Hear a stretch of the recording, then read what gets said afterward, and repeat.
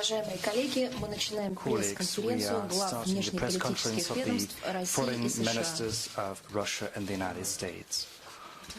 Сейчас я приглашаю наших I'd like to invite our guests to take their seats. Yes, there are places here. Come on in.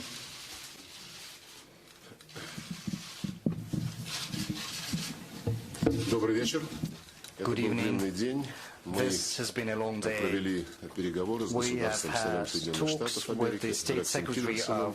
И только что состоялась продолжительная, более 2 часов встреча с президентом Российской Федерации Владимиром Путиным. Переговоры получились обстоятельными, откровенными, охватили весь спектр вопросов, которые являются ключевыми для наших двусторонних отношений и для взаимодействия to our bilateral relations as well as our interaction in the international arena.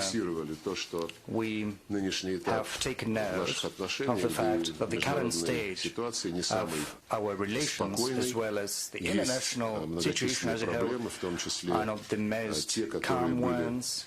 There are certain issues that have been inherited, so to speak, as time bombs from the previous administration, the Obama administration. We are being realistic, and we do understand that in order to overcome these obstacles, we have to make efforts, and we seek to do that.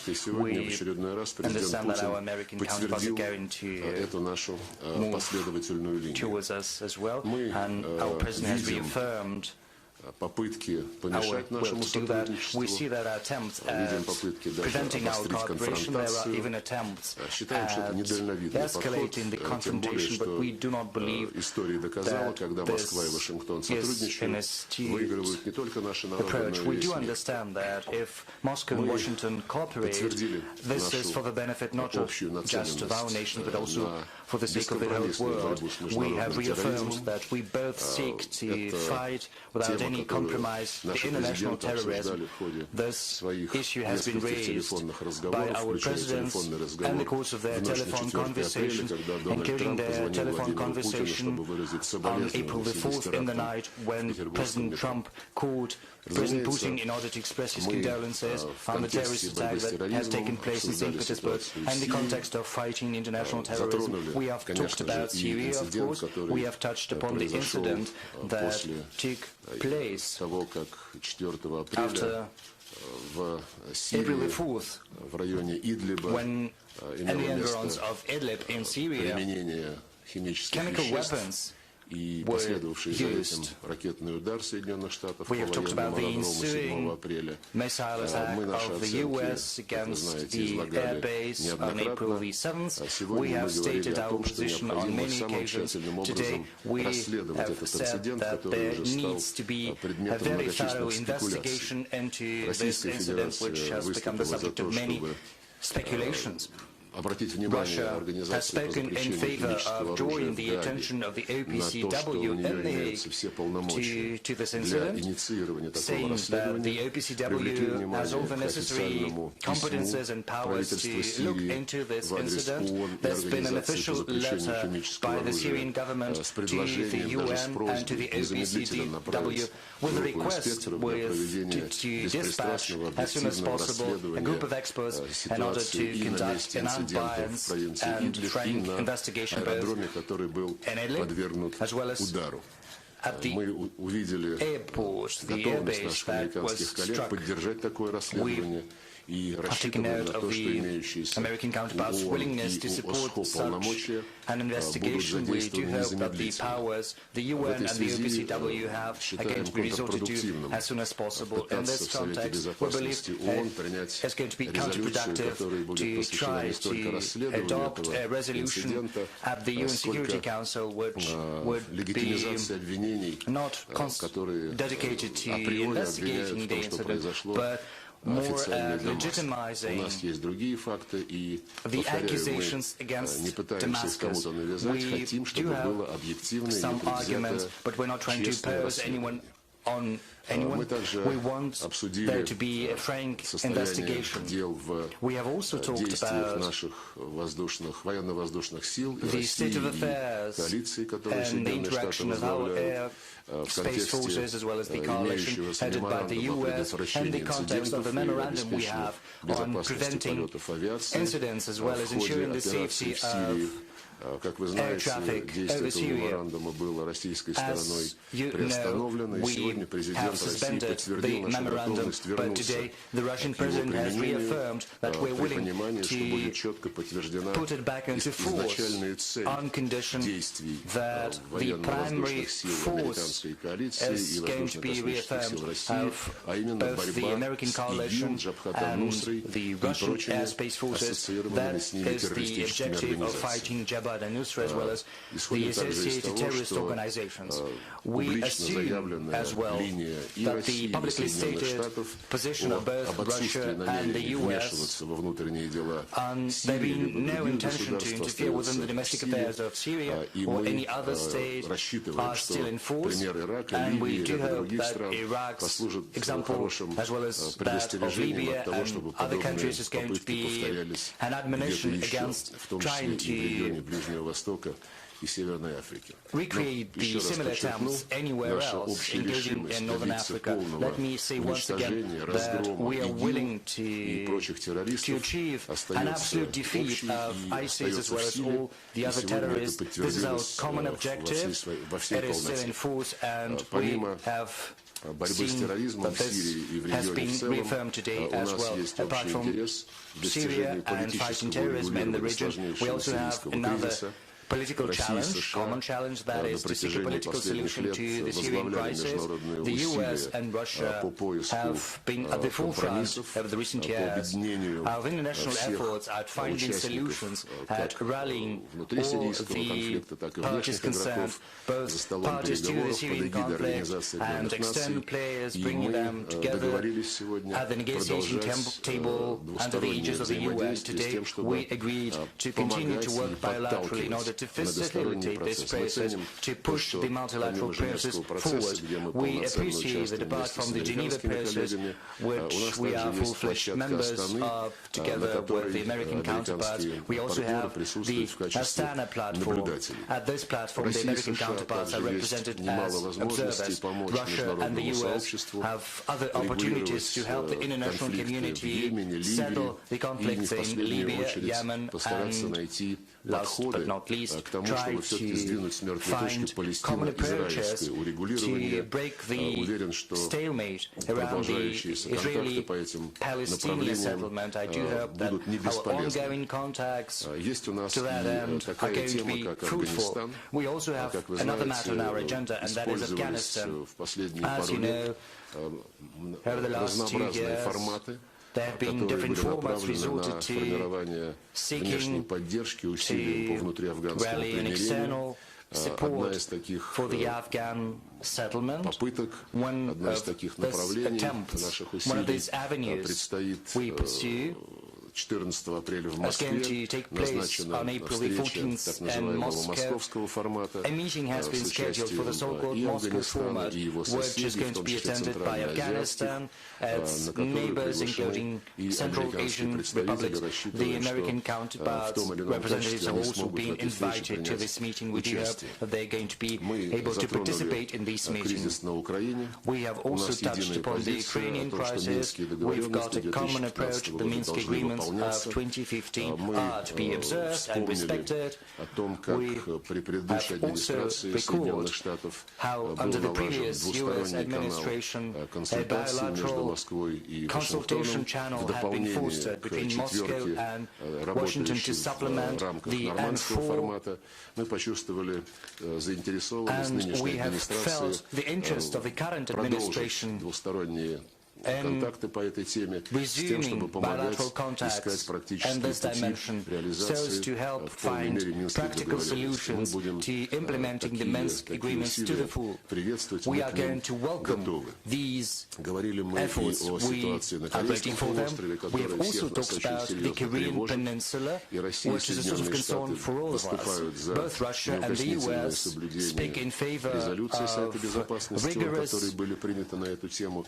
И сегодня мы говорили о том, как найти способы выйти из спирали конфронтации и перейти все-таки к тому, чтобы создать условия для переговорного процесса, для урегулирования проблемы денуклеаризации Корейского полуострова через политические усилия.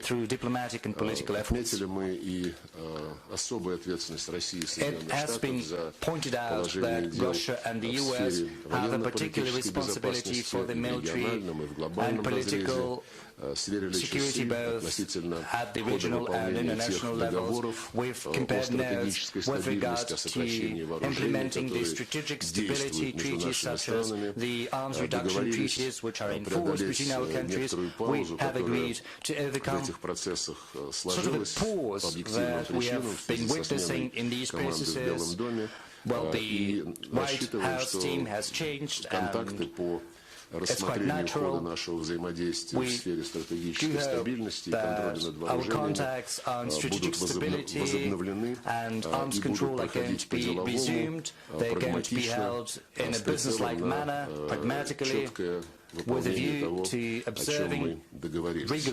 Упоминали положение дел в наших экономических связях. Чувствуем интерес бизнеса с обеих сторон к тому, чтобы наращивать взаимодействие, преодолеть негативную тенденцию, которая в объемах товарооборота и инвестиций по объективным причинам и по субъективным причинам сейчас наблюдается. Мы со своей стороны предложили поддержать инициативы деловых кругов двух стран о том, чтобы их прямые контакты получали поддержку со стороны российского государства и администрации Соединенных Штатов.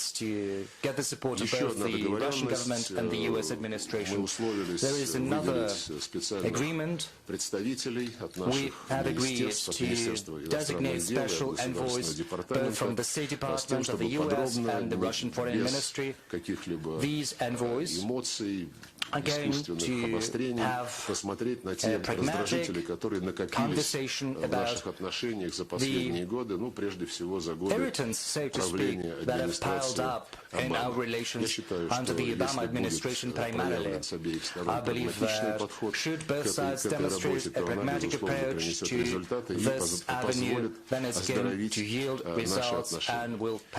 В целом, я думаю, что мы все понимаем, насколько непростая ситуация сложилась в наших отношениях в мире, насколько много желающих появилось поупражняться в особенностях современных коммуникационных технологий, в киберсфере, в целом в виртуальном мире, и насколько некоторые люди злоупотребляют этими возможностями, которые современные технологии предоставляют, и пытаются их использовать в своих весьма негодных политических целях. Думаю, что и в США, и в России есть достаточно здравых людей, которые смогут отделить зерна от плевел, и которые смогут все-таки руководствоваться коренными, неконъюнктурными интересами наших народов, наших стран, да и всего международного сообщества. Короче говоря, это мое ощущение от состоявшихся переговоров. При всем количестве имеющихся проблем, как объективных, так и искусственно созданных, есть немало перспектив для совместной работы. Россия к этому открыта, открыта к диалогу с Соединенными Штатами в самых разных областях, и не только к диалогу, а и к совместным действиям, нацеленным на результат в тех сферах, где это отвечает интересам обеих стран. И, разумеется, мы будем pursue the interests of both countries. We will look forward to the U.S. reciprocating our approach, and I do hope that the many hours that we've spent with Rex Tillerson together, as well as with the President of Russia, have not been spent in vain. We understand each other better after the talks today. We do hope that these contacts will be followed up by us, as well as by our staff and by other government agencies of both the Russian government and the U.S. administration. Thank you.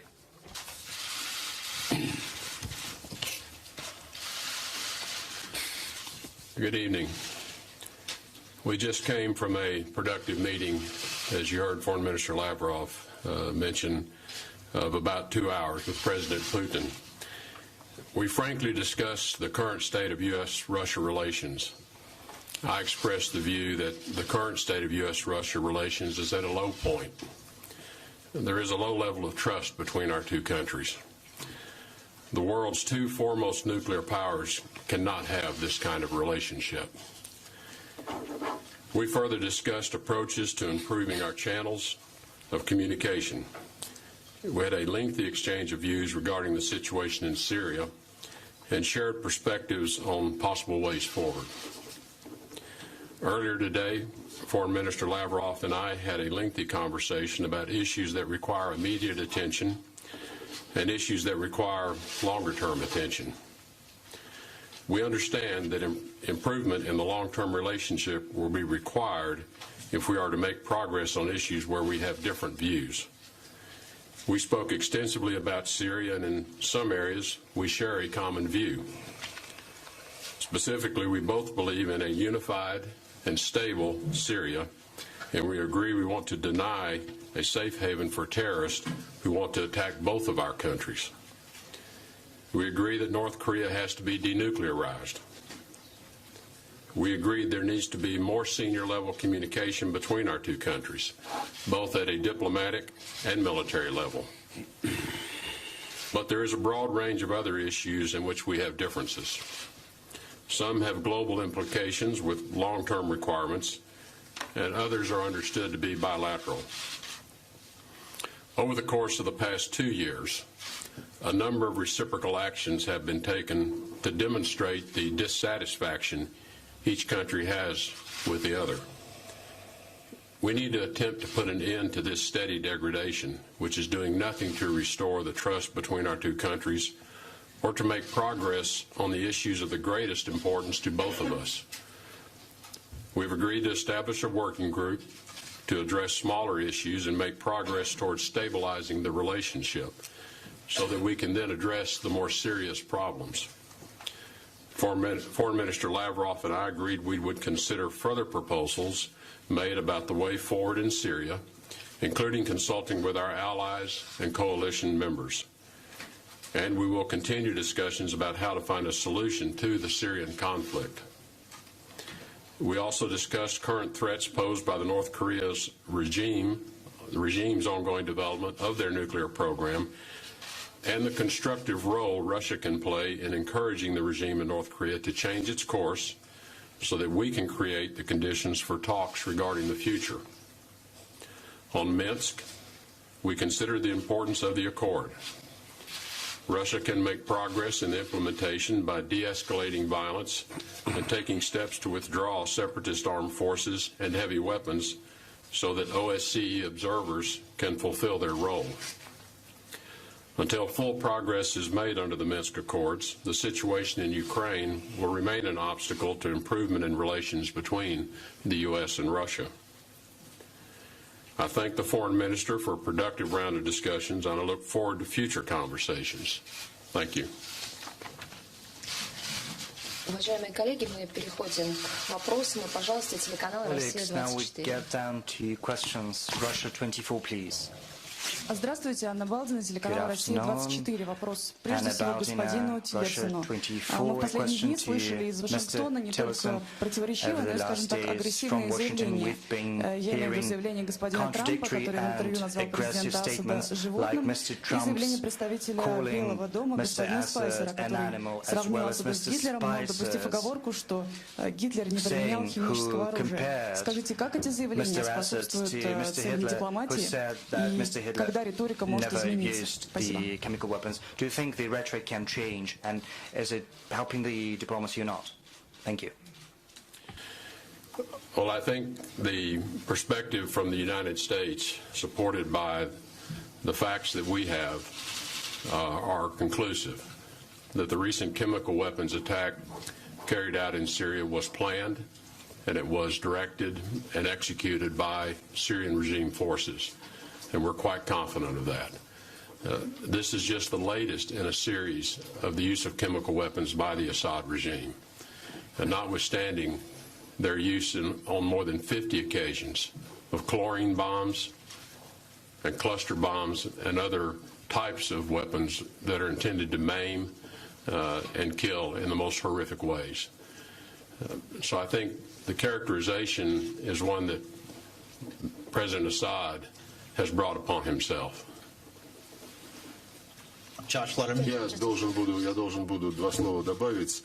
Это очевидно та тема, по которой мы расходимся, поскольку Россия настаивает на проведении объективного расследования. Мы вместе с Соединенными Штатами в 2013 году выступили инициаторами ликвидации химического оружия в Сирии. В рекордные сроки были подготовлены соответствующие договоренности и в организации в Гааге, и в Совете Безопасности ООН. Есть доклады из Организации по запрещению химического оружия, которые фиксируют which state the progress that has been achieved in eliminating the full stock of the chemical weapons the Syrian regime has. The reports also state that the number of places where the chemical weapons were stored were under the control of extremists. So the process between Damascus and The Hague has been ongoing. There have been some difficulties, and yet we use our relations with the Syrian government to encourage them to cooperate fully with the OPCW, and we are fully committed to finalizing this work. We're going to seek its completion. As for the investigation into the incident, there is a fact-finding mission of the OPCW. There is also a joint mechanism for investigations set up together by the OPCW of the United Nations. We've got some questions we want to be answered by these mechanisms. All the accusations against the Syrian Arab Republic's government of having used the chemical weapons, all these accusations are based on the so-called remote evidence provided by some NPOs. I'm not going to point out the white casks, helmets that have discredited themselves on many occasions. They have been found to be guilty of fraud. Now, as for all the evidence we've got of chemical weapons have been used in the territory under the control of the opposition. Now, I can say that on many occasions both the Russian armed forces and the Syrian government have provided physical evidence, including samples required to conduct an investigation to the OPCW. These were not some remote evidence. These were pieces of physical evidence. The study of these material evidence has been dragging on for quite some time. I'm not trying to level accusations at anyone, nor are we trying to exonerate anyone. We just insist that there should be an investigation into what has happened and what happened on April the 4th. And just as it happened in the past, И многие участники этой конференции, как только накануне пошли сообщения о применении химических веществ в провинции Идлиб, стали громко и активно требовать, чтобы именно этой теме была посвящена вся конференция, которая, в общем, созывалась для рассмотрения всего комплекса проблем сирийского урегулирования. Поэтому, учитывая тот ажиотаж, то колоссальное напряжение, которое создалось в медийном пространстве, в политической сфере мирового сообщества вокруг этого инцидента, мы убеждены в необходимости на трезвую голову провести беспристрастное, международное, независимое расследование этого инцидента, направив экспертов, интернациональную группу экспертов, объективных, профессиональных, на место, где были применены химические вещества, и на аэродром, который, по утверждению наших американских коллег, был использован для того, чтобы оттуда направить самолетами снаряды, начиненные химическими веществами.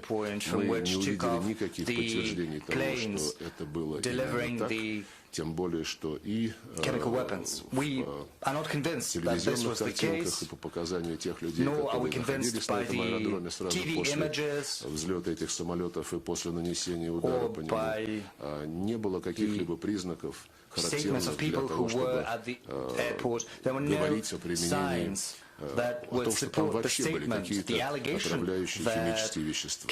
Я прошу прощения за столь долгий комментарий, но хочу подчеркнуть нашу стопроцентную убежденность в том, что если наши коллеги в Организации Объединенных Наций, в Гааге будут увиливать от этого расследования, то это будет, в общем-то, означать, что они не хотят установить истину. А мы будем на этом настаивать.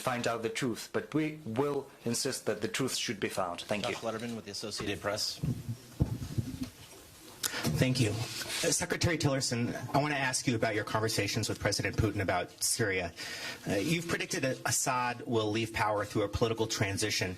How will you compel Assad to participate in a political transition that leads to his own ouster? Are war crimes charges on the table? And how long will the United States wait for Russia to come around? And Foreign Minister Lavrov, if I may, your government and the United States government seem to be miles apart on the Syria issue, on Ukraine and other issues.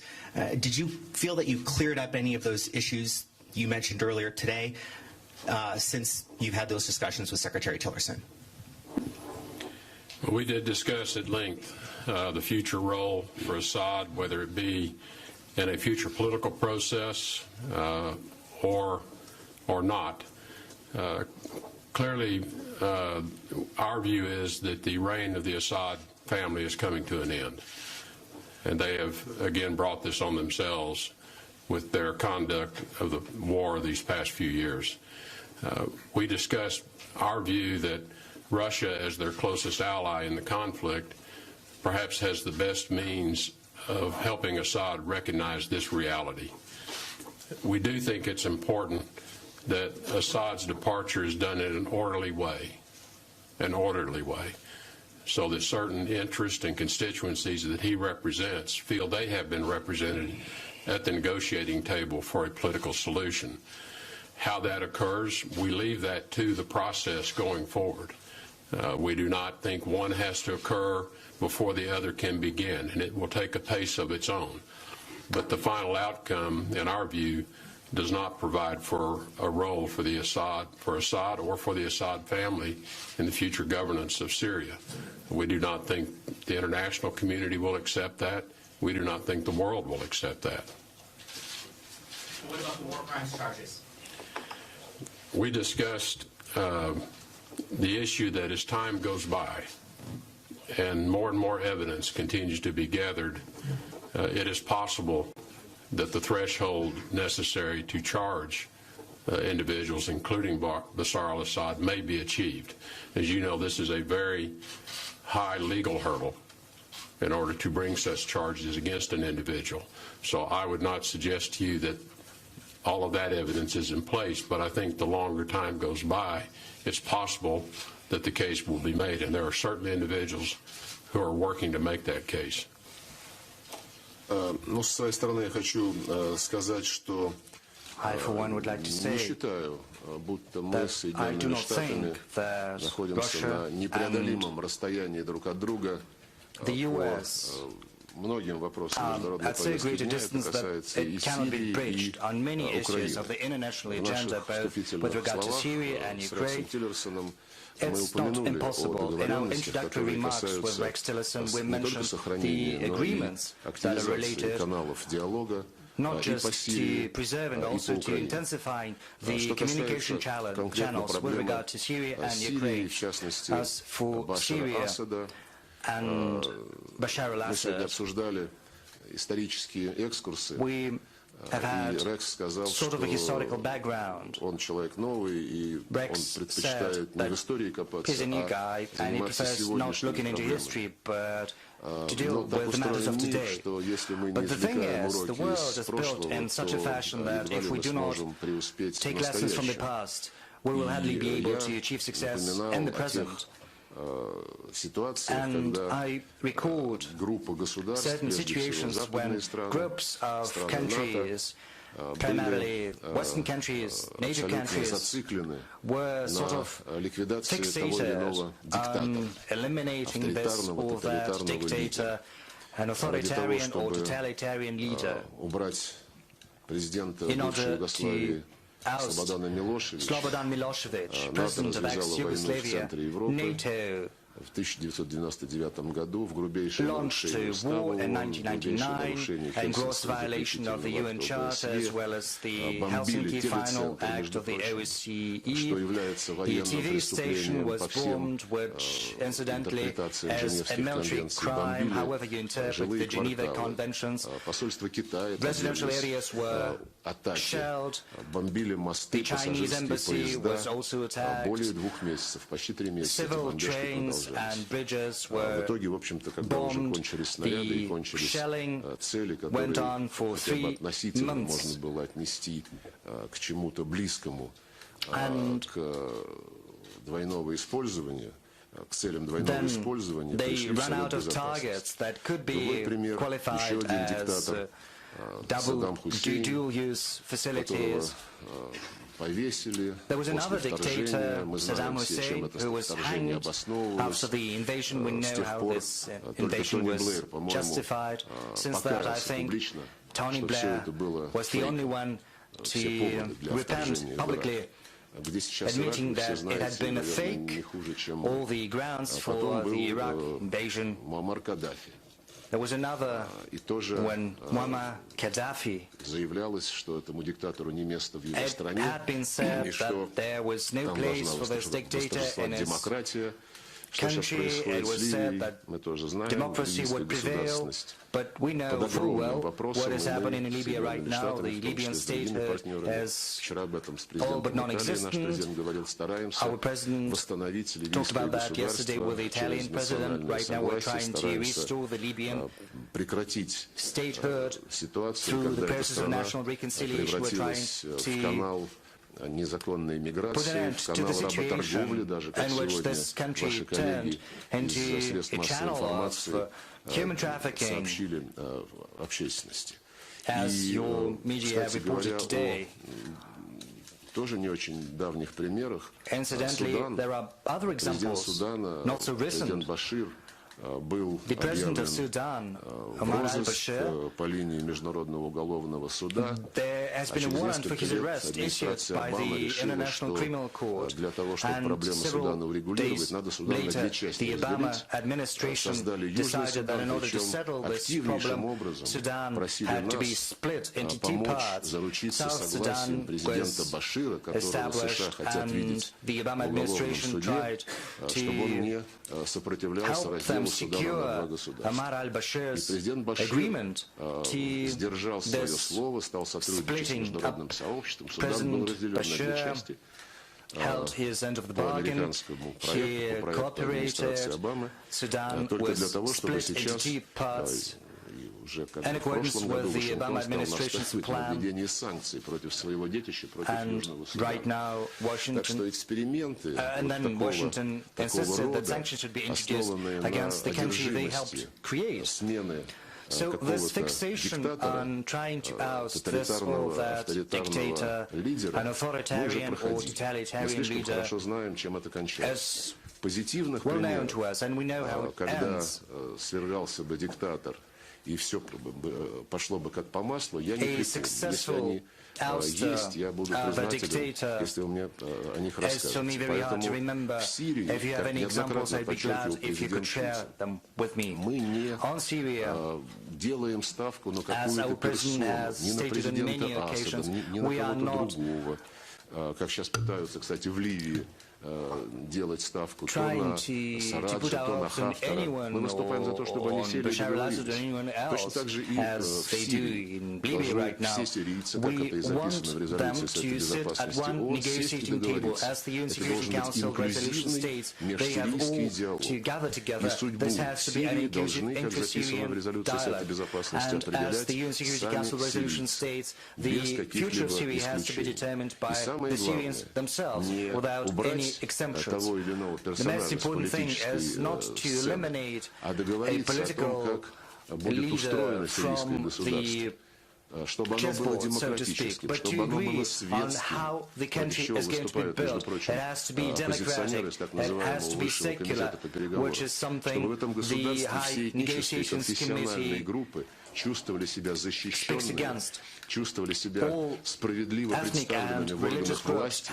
И тогда, я вас уверяю, как только такой консенсус будет достигнут, а это нужно делать через разработку новой Конституции, вопросы судьбы отдельных личностей, я убежден, будут решаться гораздо более эффективно и без каких-либо трагических последствий для государства, для страны, для народа. Commercant newspaper, please. Your question.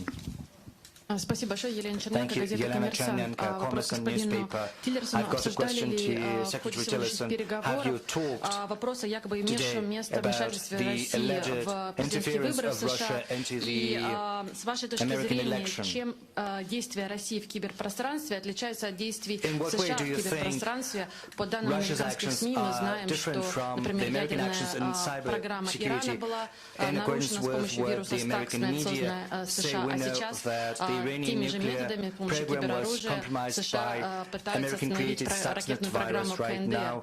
И если можно, уточняющий вопрос обоим министрам. Вы говорили, что будет создана группа или спецпредставитель по налаживанию отношений. Идет ли речь о восстановлении двусторонней президентской комиссии? Спасибо. Are you talking about resuming the work of the bilateral presidential commission? Do you plan to do that? Thank you. We touched only briefly on the issue of cybersecurity and in particular on the challenges that it is placing on everyone in terms of a new threat, an emerging threat. But I think I do make a distinction when cyber tools are used to interfere with the internal decisions among countries as to how their elections are conducted. That is one use of cyber tools. Cyber tools to disrupt weapons programs, that's another use of the tools. And I make a distinction between those two. Clearly, this is an issue that has emerged in our time, for which we have yet, as an international community, come to some conclusion around how we want to respond to that. And so there will be further discussions, and it is on the agenda, and it is in the agenda that Foreign Minister Lavrov passed to me for us to have further discussions in the future. Я могу только подтвердить, что мы заинтересованы в тесном сотрудничестве по борьбе с преступлениями в киберпространстве. Мы, наверное, вы слышали, мы не раз об этом говорили, еще 1,5 года назад, в октябре 2015 года, предложили администрации Обамы, учитывая ее обеспокоенность действиями concern about the activities of the so-called Russian hackers they started to pursue over the world without resorting to the legal procedures that exist between Russia and the US. They started to detain these hackers and prosecute them after extraditing them from third countries. Back then, we said that we were not interested in our citizens being involved in these crimes. Therefore, we suggested that a special bilateral mechanism should be created that would exchange information in real time about anyone trying to breach the international or national norms of both Russia and the US. The Obama administration refused this proposal of ours. They didn't respond. But then, at the end of the Obama administration in November last year, they proposed that we should meet. Certainly, our relevant government agencies agreed, but at the last moment, the Obama administration changed their mind because they were probably very interested in undermining the American-Russian relations before the arrival of new administration in power. That's why we once again confirmed this interest of ours today. This is a relevant matter, and that is why we suggested that our contacts should be resumed at the level of special envoys of the US administration and the Russian president, and also contacts at the level of relevant authorities.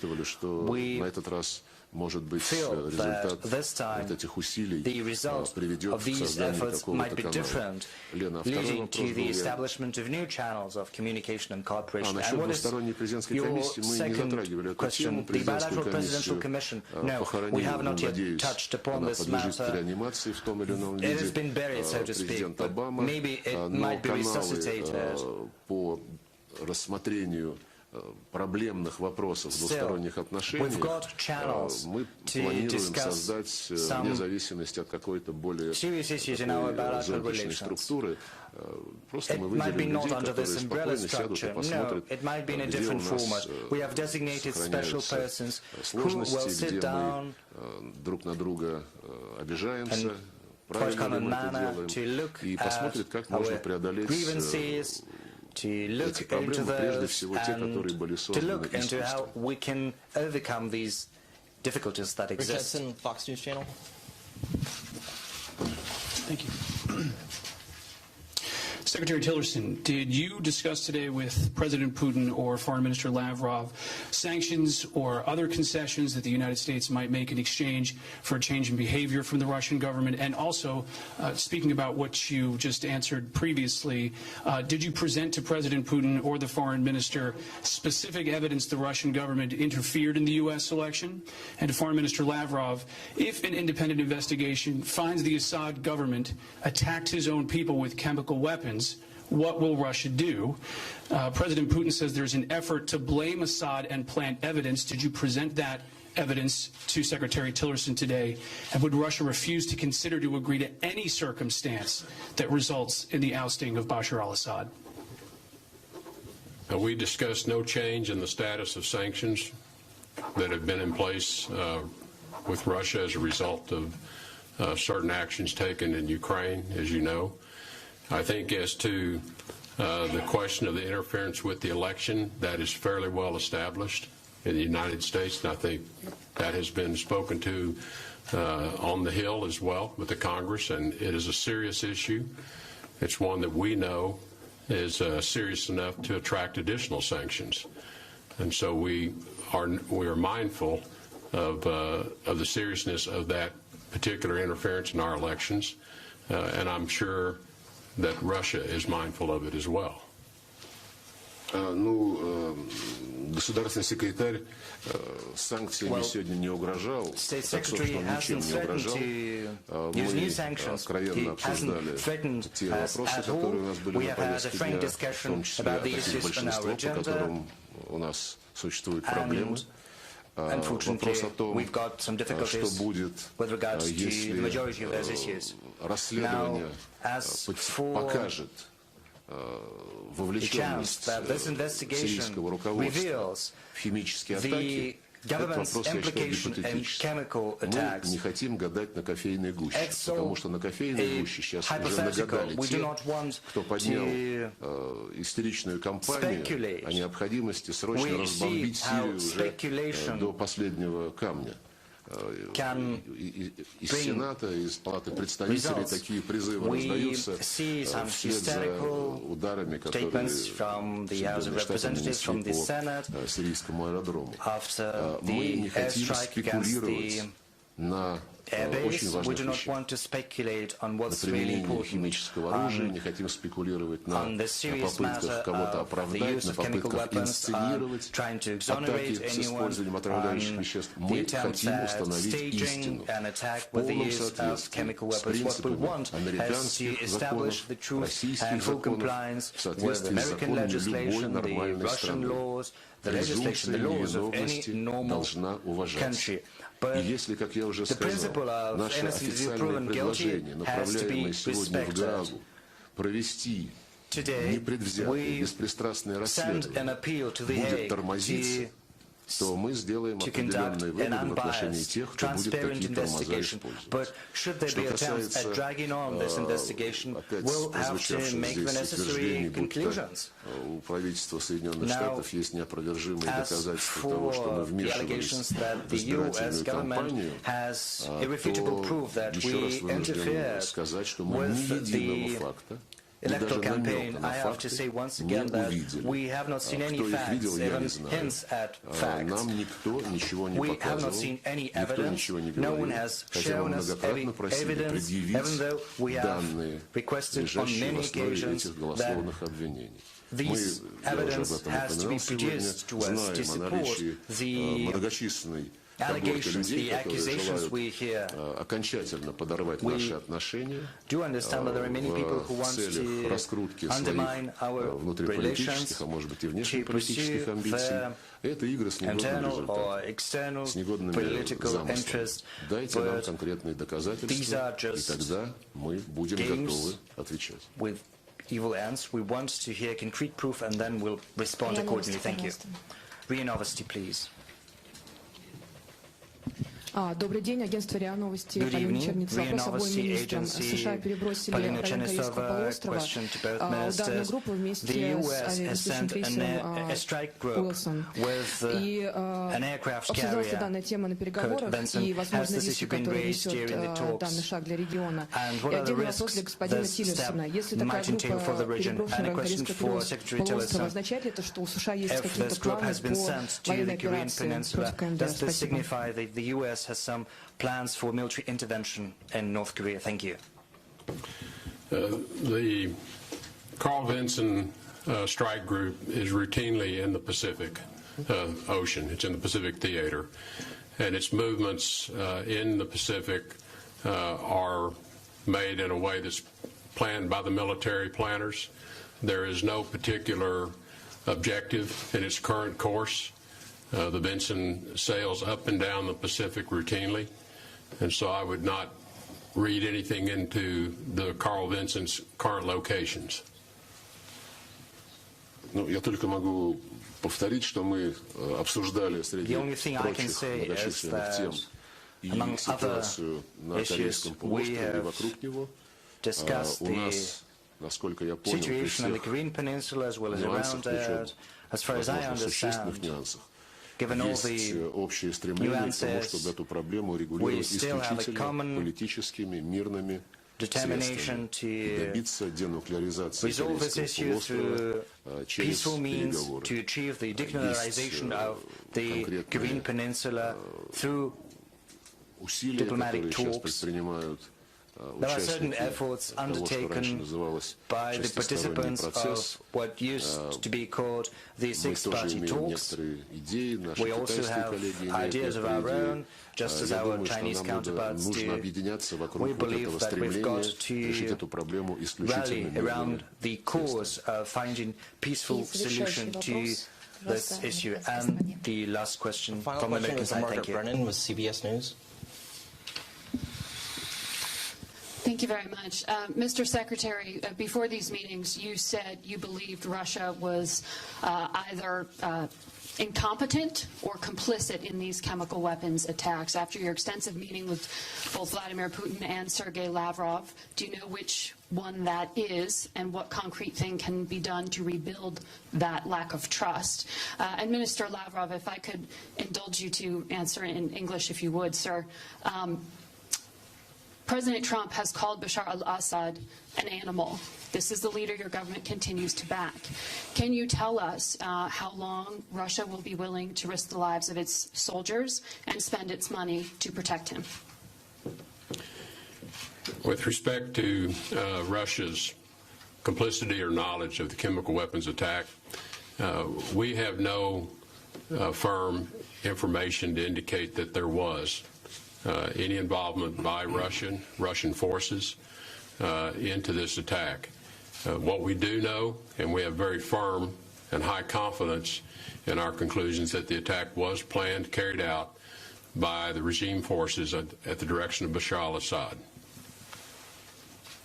Могу только подтвердить еще раз, что как и в случае с так называемыми русскими хакерами, and the case for the so-called Russian hackers инцидентами в Сирии, and the chemical incidents in Syria, многочисленных утверждений на словах, получить хоть какие-либо свидетельства get some concrete evidence, not just words.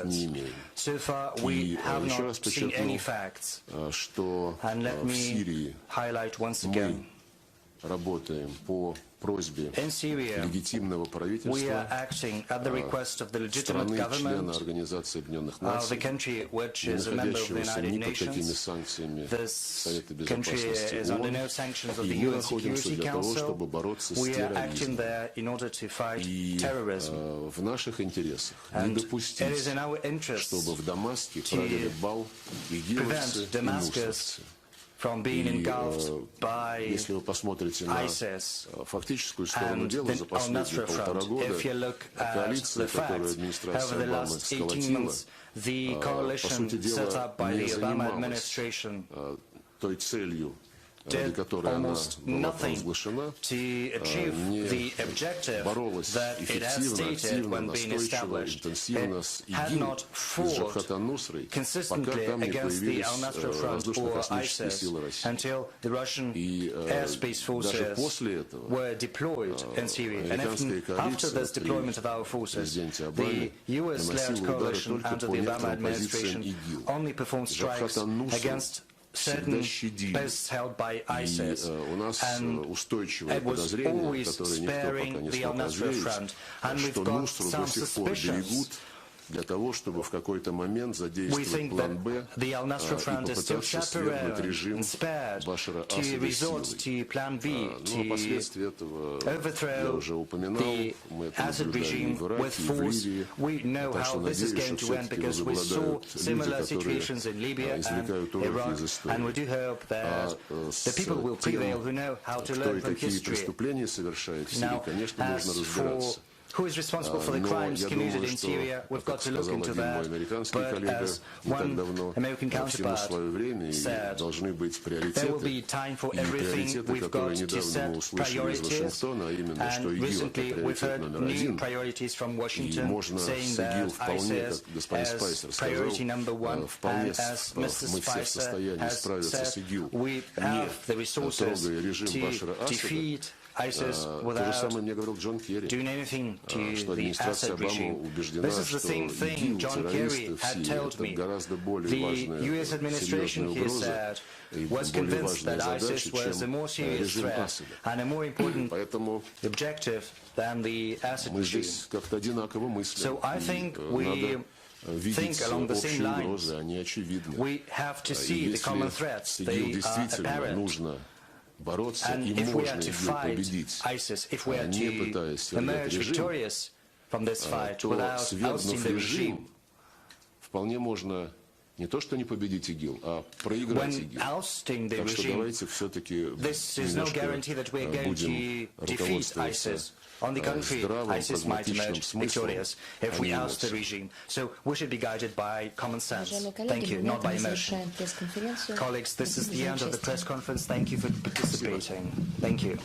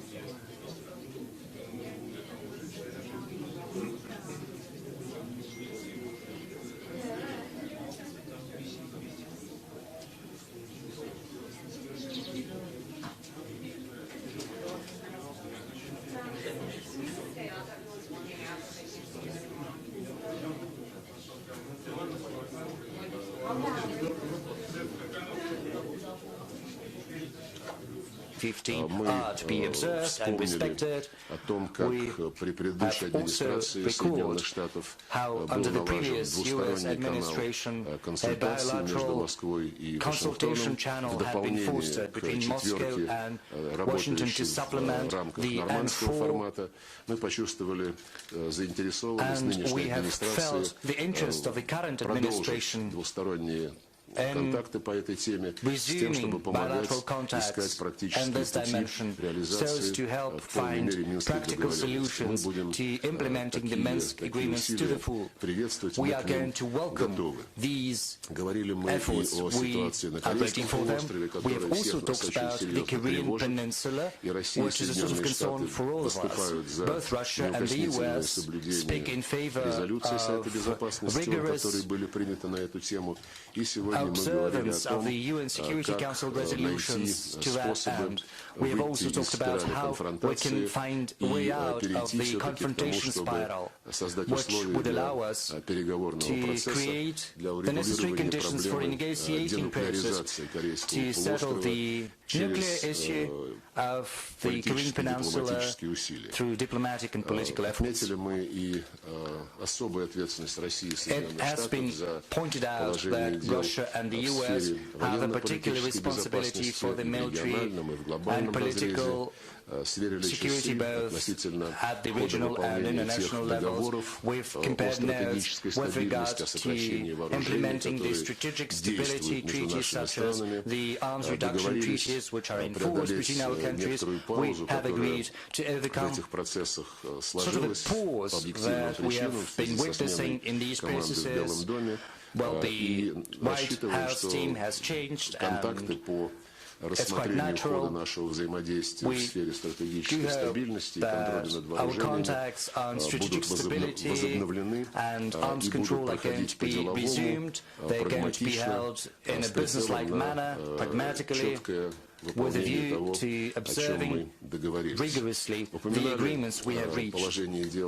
We have touched upon our economic ties.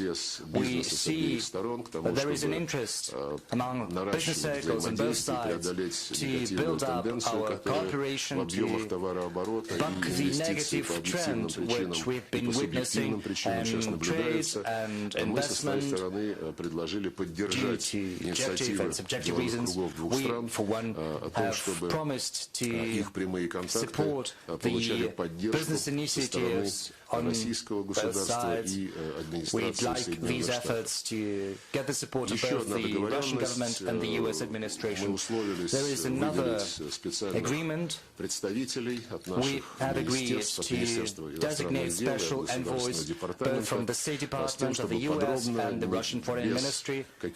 These envoys are going to have a pragmatic conversation about the irritants, so to speak, that have piled up in our relations under the Obama administration primarily. I believe that should both sides demonstrate a pragmatic approach to this avenue, then it's going to yield results and will help improve our relations as well. On the whole, I believe we all understand how difficult is the situation in our relations as well as in the world as a whole. There are many who would like to give a try at using the current communication technologies and cyberspace and the virtual reality. We know that there are people who abuse the opportunities presented by the modern technologies. They're trying to use these technologies to their advantage, to pursue their goals, which are far from decent. But luckily, both in the US and in Russia, there are enough people who will be able to separate right from wrong and who will be guided by the fundamental interests, not just short-term interests, of both our peoples as well as the international community as a whole. In brief, this is my take-out from the negotiations that have taken place, despite all the issues, both objective and artificially created. We still have many prospects for cooperation. Russia is willing to cooperate with the US to be engaged in dialogue, not just dialogue, but also common approaches and common actions to pursue the interests of both countries. We will look forward to the US reciprocating our approach, and I do hope that the many hours that we've spent with Rex Tillerson together, as well as with the President of Russia, have not been spent in vain.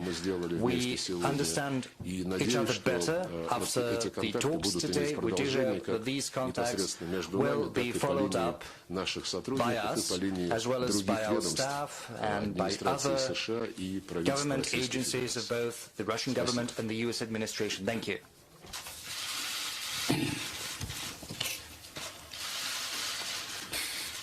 Good evening. We just came from a productive meeting, as you heard Foreign Minister Lavrov mention, of about 2 hours with President Putin. We frankly discussed the current state of U.S.-Russia relations. I expressed the view that the current state of U.S.-Russia relations is at a low point. There is a low level of trust between our two countries. The world's two foremost nuclear powers cannot have this kind of relationship. We further discussed approaches to improving our channels of communication. We had a lengthy exchange of views regarding the situation in Syria and shared perspectives on possible ways forward. Earlier today, Foreign Minister Lavrov and I had a lengthy conversation about issues that require immediate attention and issues that require longer-term attention. We understand that improvement in the long-term relationship will be required if we are to make progress on issues where we have different views. We spoke extensively about Syria, and in some areas, we share a common view. Specifically, we both believe in a unified and stable Syria, and we agree we want to deny a safe haven for terrorists who want to attack both of our countries. We have to make efforts, and we seek to do that. We understand that our American counterparts are going to move towards us as well, and our President has reaffirmed our will to do that. We see that attempts at preventing our cooperation. There are even attempts at escalating the confrontation, but we do not believe that this is an astute approach. We do understand that if Moscow and Washington cooperate, this is for the benefit not just of our nation, but also for the sake of the whole world. We have reaffirmed that we both seek to fight without any compromise the international terrorism. This issue has been raised by our presidents in the course of their telephone conversations, including their telephone conversation on April the 4th in the night when President Trump called President Putin in order to express his condolences on the terrorist attack that has taken place in St. Petersburg and the context of fighting international terrorism. We have talked about Syria, of course. We have touched upon the incident that took place after April the 4th, when in the environs of Idlib in Syria, chemical weapons were used. We have talked about the ensuing missile attack of the U.S. against the air base on April the 7th. We have stated our position on many occasions. Today we have said that there needs to be a very thorough investigation into this incident, which has become the subject of many speculations. Russia has spoken in favor of drawing the attention of the OPCW in The Hague to this incident, saying that the OPCW has all the necessary competences and powers to look into this incident. There's been an official letter by the Syrian government to the UN and to the OPCW with a request to dispatch as soon as possible a group of experts in order to conduct an unbiased and frank investigation both in Idlib as well as at the airport, the airbase that was struck. We have taken note of the American counterparts' willingness to support such an investigation. We do hope that the powers the UN and the OPCW have are going to be resorted to as soon as possible. In this context, we believe it's going to be counterproductive to try to adopt a resolution at the UN Security Council which would be not dedicated to investigating the incident, but more legitimizing the accusations against Damascus. We do have some arguments, but we're not trying to pose anyone on anyone. We want there to be a frank investigation. We have also talked about the state of affairs and the interaction of our air space forces as well as the coalition headed by the US and the context of the memorandum we have on preventing incidents as well as ensuring the safety of air traffic over Syria.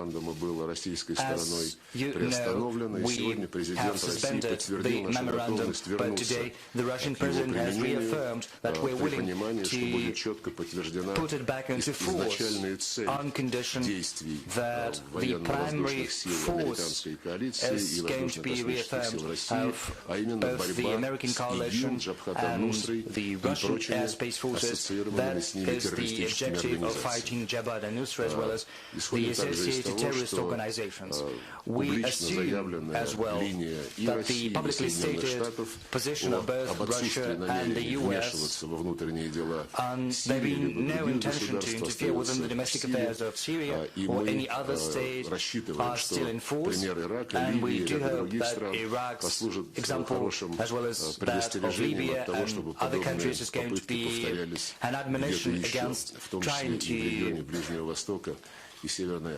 recreate the similar attempts anywhere else, including in Northern Africa. Let me say once again that we are willing to achieve an absolute defeat of ISIS as well as all the other terrorists. This is our common objective. It is still in force, and we have seen that this has been reaffirmed today as well. Apart from Syria and fighting terrorism in the region, we also have another political challenge, common challenge, that is to seek a political solution to the Syrian crisis. The US and Russia have been at the forefront over the recent years of international efforts at finding solutions, at rallying all the parties concerned, both parties to the Syrian conflict and external players, bringing them together at the negotiation table under the aegis of the US. Today, we agreed to continue to work bilaterally in order to facilitate this process, to push the multilateral process forward.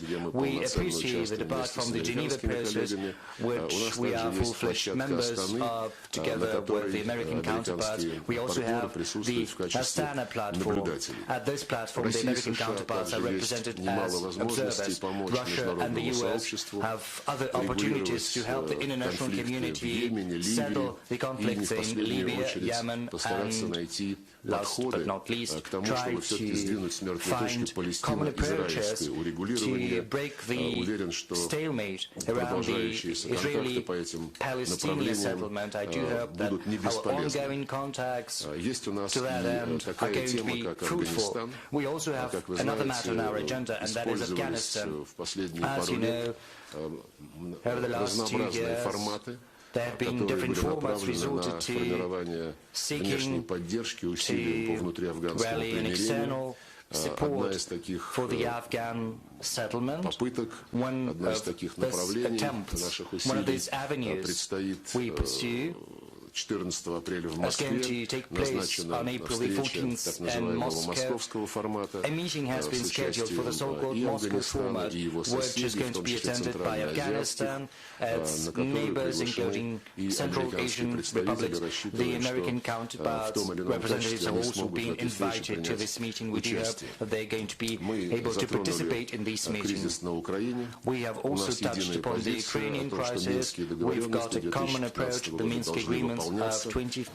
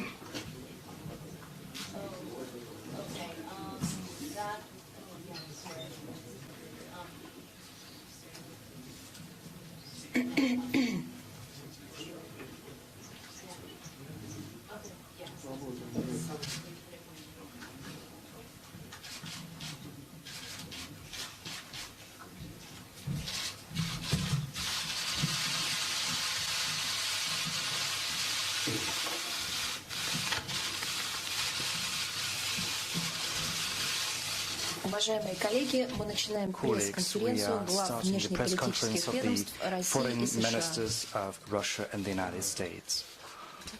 Сейчас я приглашаю наших I'd like to invite our guests to take their seats. Yes, there are places here. Come on in.